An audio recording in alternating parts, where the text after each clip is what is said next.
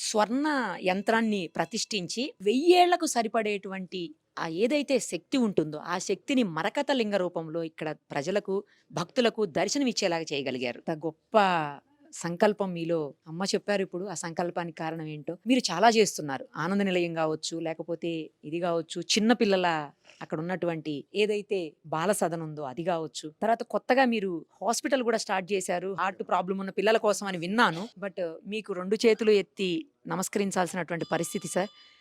మామూలుగా ఏంటంటే మీ స్థాయిలో ఉన్న వ్యక్తులు ఇలాంటివన్నీ పట్టించుకోరసలు.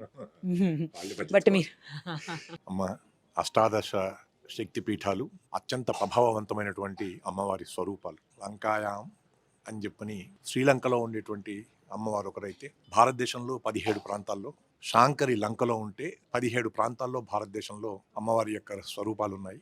నిజానికి తెలుగునాట జోగులాంబగా ఆలంపూర్లో ఉంది. అలాగే పిఠాపురంలో పురుహూతిక అంబలాగా ఉంది. అలాగే ద్రాక్షారామంలో మాణిక్యాంబలాగా ఉంది.